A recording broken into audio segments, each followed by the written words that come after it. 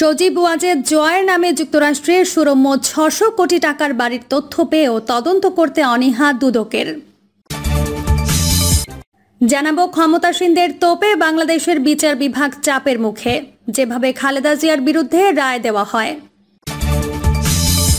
এবং সর্বশেষ জানাবো আওয়ামী লীগ ছেড়ে রাজনীতিতে উদ্বাস্তু তারা। এতক্ষণ শুনছিলেন সংবাদ শিরোনাম, এবার বিস্তারিত। সজীব ওয়াজেদ জয়ের নামে যুক্তরাষ্ট্রের সুরম্য ৬০০ কোটি টাকার বাড়ির তথ্য পেয়েও তদন্ত করতে অনীহা দুদকের। দুর্নীতি দমন কমিশন শেখ হাসিনার পুত্র সজীব ওয়াজেদ জয়ের যুক্তরাষ্ট্রে ৪টি বাড়ি থাকার খবরে বিপাকে পড়েছে। দুদক সংশ্লিষ্ট একটি নির্ভরযোগ্য সূত্র মতে, দুদকের হটলাইনে ২০১৭ সালের অক্টোবর মাসের শেষ দিকে ফোন করে এক ব্যক্তি জয়ের যুক্তরাষ্ট্রে ৪টি বাড়ি থাকার ব্যাপারে বিস্তারিত তথ্য দেয়। এই বাড়িগুলো যুক্তরাষ্ট্রের ওয়াশিংটন, ভার্জিনিয়া, নিউ ইয়র্ক ও ম্যারিল্যান্ডে অবস্থিত।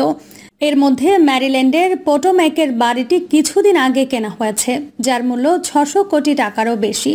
ম্যারিল্যান্ডের পোটোম্যাকের এই বিলাসবহুল বাড়িটির ব্যাপারে যুক্তরাষ্ট্র আওয়ামী লীগের কোনো নেতাকর্মী এতদিন অবগত ছিল না। তবে ২০১৭ সালের সেপ্টেম্বর মাসে জাতিসংঘ অধিবেশনে যোগদান শেষে ২২ সেপ্টেম্বর নিউ ইয়র্ক ছাড়েন শেখ হাসিনা। এরপর পরিবারের সদস্যদের সঙ্গে সময় কাটানোর নাম করে অনেকটা গোপনেই জয়ের ম্যারিল্যান্ডের বাসায় ওঠেন। তবে ম্যারিল্যান্ডে জয়ের পোটোম্যাক এলাকার বাড়িতে উঠলেও পত্রপত্রিকার রিপোর্টে এটি গোপন রাখা হয়েছিল। পত্রপত্রিকার রিপোর্টে বারবার প্রচার করা হয়েছিল শেখ হাসিনা তার পুত্র জয়ের ভার্জিনিয়ার বাসায় উঠেছেন, কিন্তু শেষ পর্যন্ত জয়ের নতুন বাড়ির তথ্যটি গোপন রাখা যায়নি।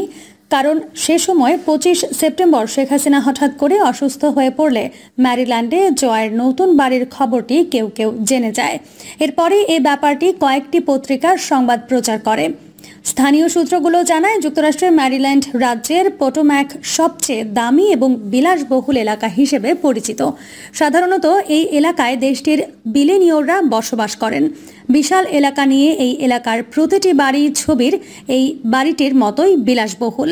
প্রতিটি বাড়ির রয়েছে আলাদা নিরাপত্তা ব্যবস্থা। এই এলাকায় সাধারণত ১০০ কোটি টাকার নিচে কোনো বাড়ি নেই। সূত্রমতে জয়ের পোটোম্যাক এলাকার বাড়িটির দাম প্রায় ৬০০ কোটি টাকা। শুধু জয়ের কতিপয় ধনাঢ্য কাছের লোকজন ছাড়া এই বিলাসবহুল বাড়িটির ব্যাপারে যুক্তরাষ্ট্র আওয়ামী লীগের কেউই অবগত ছিল না। জয়ের ভাগ্য খুলে যায় তার মাতা শেখ হাসিনা ২০০৯ সালে পুনরায় ক্ষমতা লাভের পর।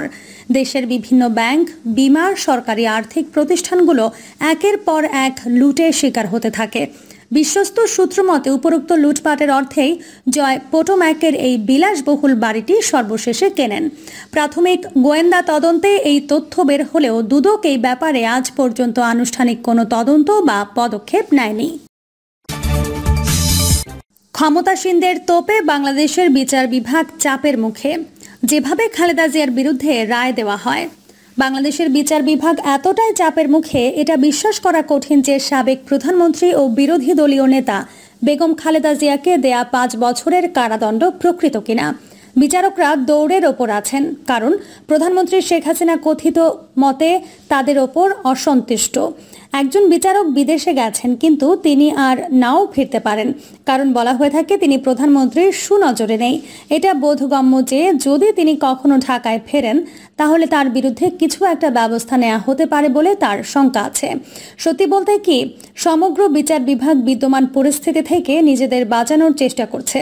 আমি বেগম খালেদা জিয়ার পক্ষে সাফাই বক্তব্য দিচ্ছি না, কিন্তু ওই রায়ের পেছনে শেখ হাসিনার হাত রয়েছে বলে অনুভূতি এতটাই জোরালো যে রায়টি তার ফেস ভ্যালুতে গ্রহণযোগ্য বলে বিবেচিত হচ্ছে না। বিশেষ আদালতের বিচারক মোহাম্মদ আখতারুজ্জামান সাবেক প্রধানমন্ত্রীকে শাস্তি দানকালে বলেছেন, স্বাস্থ্য ও সামাজিক মর্যাদা বিবেচনায় তাকে তিনি কম মেয়াদে সাজা দিয়েছেন। এর অর্থ হলো তিনি আগামী নির্বাচনে অংশ নিতে পারবেন না। তার বিরুদ্ধে অভিযোগ হলো বিদেশি অনুদান থেকে পাওয়া তার পরিবারের দ্বারা পরিচালিত জিয়া এতিমখানা পরিচালনার তহবিল থেকে ২১ মিলিয়ন টাকা তিনি আত্মসাৎ করেছেন। তার সঙ্গে তার ছেলে সহ আরও ৫ জন ১০ বছর মেয়াদে কারাদণ্ড পেয়েছেন। রাষ্ট্রপক্ষ বলেছেন, জিয়াউর রহমানের নামে প্রতিষ্ঠিত জিয়া অরফানেজ ট্রাস্ট ও জিয়া চ্যারিটেবল ট্রাস্ট কেবল কাগজে কলমে টিকে আছে। বিএনপি চেয়ারপারসন ও তার ৩ সহযোগী জিয়া চ্যারিটেবল ট্রাস্ট থেকে আরও ৩.৩১ মিলিয়ন টাকা আত্মসাৎ করেছেন বলে অভিযোগ আছে। রায়ের প্রাক্কালে বেগম খালেদা জিয়া এক সংবাদ সম্মেলনে বলেছেন, তাকে একটি মিথ্যা মামলায় অভিযুক্ত করা হয়েছে। তার কথায় আমি বিশ্বাস করি সব অভিযোগ থেকে আমাকে রেহাই দেয়া হবে। এটা একটা মিথ্যা মামলা। আমি ও আমার পরিবারকে হয়রানি করার জন্য এসব মামলা হাতিয়ার হিসেবে ব্যবহার করা হচ্ছে। ওই রায় যদি ক্ষমতাসীন সরকারকে সন্তুষ্ট করার জন্য দেয়া হয়ে থাকে তাহলে তা একটি কলঙ্কিত ইতিহাস সৃষ্টি করবে। খালেদা জিয়া আরও বলেছিলেন, তাকে নির্বাচন ও রাজনীতি থেকে দূরে সরিয়ে রাখতে আদালতকে ব্যবহার করা একটি নজির। তিনি আরও বলেছিলেন, আমি সব ধরনের ফলাফল মোকাবেলা করার জন্য প্রস্তুত আছি। আমি জেল ও শাস্তিকে ভয় পাই না। আমি আমার মাথা নত করব না। কিন্তু আইন বিশেষজ্ঞরা বলেছেন, সুপ্রিম কোর্ট যদি ভিন্নতর কোনো রায় না দেন তাহলে এই রায় তার রাজনৈতিক ক্যারিয়ারকে ক্ষতিগ্রস্ত করতে পারে। বিচারিক আদালতের রায় পাওয়ার একদিন পরে রায়কে চ্যালেঞ্জ করে তার আইনজীবীরা হাইকোর্টে আপিল করেছেন।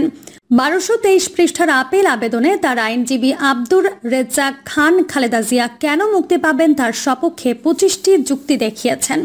এর সার কথা হচ্ছে, রাজনীতি থেকে তাকে বিদায় দিতে মামলাটি পরিচালনা করা হয়েছে, কিন্তু এই অভিযোগ শেখ হাসিনার সরকার নাকচ করেছেন।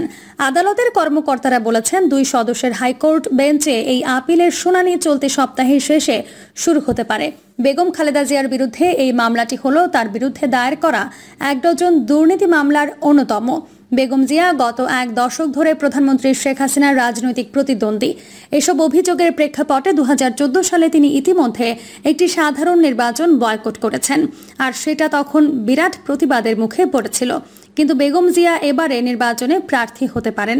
বিএনপির মহাসচিব মির্জা ফখরুল ইসলাম বলেছেন, বেগম জিয়াকে ছাড়া তাদের দল নির্বাচনে যাবে না। তার কথায়, বেগম জিয়াকে ছাড়া কোনো জাতীয় সাধারণ নির্বাচন হবে না। বিএনপি নির্বাচনে এলে তাদের কিছু করার নেই। বিএনপি আসুক আর না আসুক, যথারীতি ডিসেম্বরে সাধারণ নির্বাচন অনুষ্ঠিত হবে। মিডিয়ার সমালোচনার মুখে শেখ হাসিনা বলেছেন, ওই দুর্নীতি মামলা বেগম জিয়ারই সমর্থকরাই 2008 সালে সেনা সমর্থিত তত্ত্বাবধায়ক সরকারের আমলে দায়ের করেছিল। ওই সময় স্বাধীন দুর্নীতি দমন কমিশন ওই অভিযোগের বিষয়ে অনুসন্ধান করেছিল। তিনি একটি সংবাদ সম্মেলনে বলেছেন, বিএনপি যদি রায়ের কারণে নির্বাচন বর্জন করে তাহলে আমরা তো নির্বাচন থেকে নিজেদের প্রত্যাহার করে নিতে পারি। 1991 সাল থেকে বেগম জিয়া 3 বার প্রধানমন্ত্রী নির্বাচিত হয়েছেন। তিনি এখন 30টির বেশি অভিযোগের মুখোমুখি হয়েছেন। এর মধ্যে দুর্নীতি থেকে রাষ্ট্রদ্রোহিতার অভিযোগ আছে। বিএনপি ওই কারাদণ্ড ঘোষণার পরেও দ্রুততার সাথে তার ছেলেকে তার পদে ভারপ্রাপ্ত হিসেবে নিয়োগ দিয়েছেন। শেখ হাসিনা এমনকি মন্তব্য করেছেন, এই সিদ্ধান্তে বিএনপির নৈতিক দারিদ্র্য প্রকাশ পেয়েছে। এটা প্রশংসনীয় যে তৃতীয় বিশ্বের দেশগুলোতে বিচার বিভাগ স্বাধীনতা বজায় রাখছে। প্রধানমন্ত্রী নওয়াজ শরীফ পদত্যাগ করতে বাধ্য হয়েছিলেন, কারণ সুপ্রিম কোর্টে তাকে দণ্ডিত করার পাশাপাশি বলেছিলেন তিনি আদালত ও সংসদের ভেতরের ও বাইরের জনগণকে বোকা বানানোর চেষ্টা করেছিলেন, কিন্তু কখনোই সমগ্র সত্য নিয়ে আদালতের সামনে উপস্থিত হননি। নওয়াজ শরীফ রায় গ্রহণ করে মন্তব্য করেছেন যে তিনি আবার জনগণের কাছে ফিরে যাবেন। ফোডার স্কামে রাঁচি হাইকোর্টে দণ্ডিত রাষ্ট্রীয় জনতা দল প্রধান লালু প্রসাদ যাদবের ক্ষেত্রে একই ঘটনা ঘটেছে। এরকম আরও উদাহরণ রয়েছে যেখানে রাজনীতিকদের পদত্যাগ করতে হয়েছে। এরকম ভুরি ভুরি নজির আছে যেখানে রাজনীতিকরা এমন পরিস্থিতি থেকে পুনরায় ফিরে এসেছেন, রাজনীতিতে নিজেদের প্রাসঙ্গিক রাখতে তারা উচ্চ আদালতে নিম্ন আদালতের রায় চ্যালেঞ্জ করেছেন। বিদ্যমান ব্যবস্থায় একটা সংস্কার আনা দরকার, যাতে দুর্নীতিগ্রস্ত রাজনীতিকরা চিরজীবনের জন্য রাজনীতিতে অযোগ্য থাকেন। ভারতের সুপ্রিম কোর্ট ইঙ্গিত দিয়েছেন যে সরকারের অপরাধী রাজনীতিকদের কোনো স্থান থাকা উচিত নয়, কিন্তু এই বিষয়ে পরিবর্তন আনার দায়িত্ব আদালত নির্বাহী বিভাগের হাতে ন্যস্ত করেছেন, কিন্তু এটা এখনো পর্যন্ত কাজ করেনি। আওয়ামী লীগ ছেড়ে রাজনীতিতে উদ্বাস্তু তারা। একসময় তারা অত্যন্ত প্রভাবশালী নেতা ছিলেন, মেধাবী নেতা ছিলেন। জাতীয় রাজনীতিতে তাদের ভূমিকা ছিল উজ্জ্বল, কিন্তু আওয়ামী লীগ ত্যাগ করার পর তারা রাজনীতিতে আস্তে আস্তে হারিয়ে যেতে থাকেন। এখন নিজেরাই রাজনীতিতে উদ্বাস্তুতে পরিণত হয়েছেন। আওয়ামী লীগ ত্যাগ করে মূলধারার নেতৃত্বের বাইরে যে কেউ টিকতে পারে না, এই সত্যটি বারবার প্রমাণিত হয়েছে। বাংলাদেশ আওয়ামী লীগের রাজনীতিতে এরকম অনেক ব্যক্তিত্ব রয়েছেন যারা তাদের নিজেদের ভুলে আওয়ামী লীগ ত্যাগ করে নিজেরাই সর্বশান্ত হয়েছেন। আওয়ামী লীগ আগামী 23 জুন তার 75তম প্রতিষ্ঠা বার্ষিকী পালন করছে। আওয়ামী লীগের এই প্লাটিনাম জয়ন্তীর সময় এই সমস্ত উদ্বাস্তু নেতাদের নিয়ে এই প্রতিবেদন। প্রিয় দর্শক, এই ছিল এখনকার সর্বশেষ সংবাদ।